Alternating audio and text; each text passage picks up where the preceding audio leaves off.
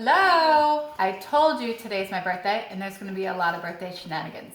So I'm starting the day off with a little bit of Mum Rosé. One of my favorites.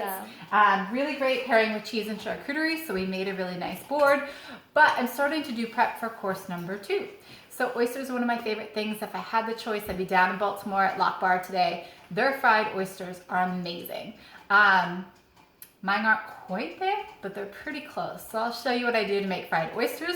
But I also went ahead and shucked some fresh ones to enjoy for our second course as well. Whenever you shuck oysters, just make sure that you run your knife underneath to detach them from the shell, cut that muscle, and also make sure you smell them and make sure that they smell fresh from like the ocean. Anytime you smell anything off, discard it. Certainly not anything you want to mess around with. Classic mignonette sauce is going to be red wine vinegar with some diced shallot in it and black pepper. That's it. Totally easy to serve with a lemon and a little bit of cocktail sauce as well. For the fried oysters, you want to soak them in buttermilk. If you don't have buttermilk, that's okay. Regular milk, put about a tablespoon of lemon juice in there, and that will go ahead and thicken it, making it like regular buttermilk. And then your breading. So this has been something that's taken me years to figure out breading that I like, that stays on. So this is a combination of 4 different things. So this has cornstarch, flour, cornmeal, and panko. And that is my magic combination. So I'll post a picture of that for you. Salt, pepper, Old Bay in there.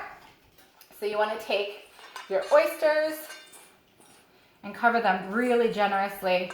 I wouldn't be opposed to doing it twice if you feel like it needs it, but get a really healthy coating on them.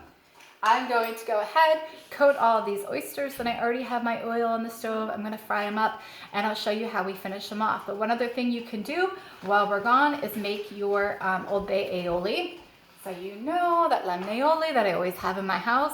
I just took it and put some Old Bay in, mixed it up, and I have, well, you won't be able to see the color of it, but it's that beautiful light orange Old Bay Aioli that reminds you of the bay. So let me fry those up, and I'll get back with you soon.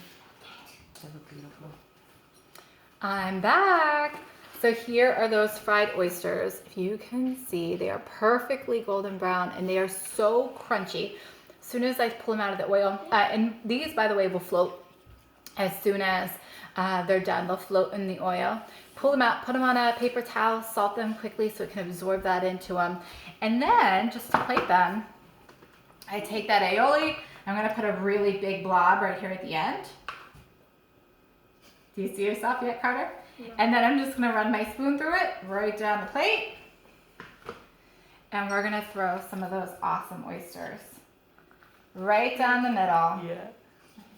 And I'm going to enjoy one of my favorite things.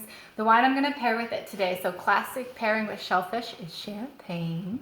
And true champagne from the Champagne region of France. So the one that I picked for today is Tadige.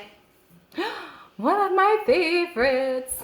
Really awesome champagne. And they say one of the great things about champagne with fried food is the oil will coat your palate whenever you're eating those fried oysters. You take a sip of the acidic champagne and it strips all that fat off so every bite can taste fresh.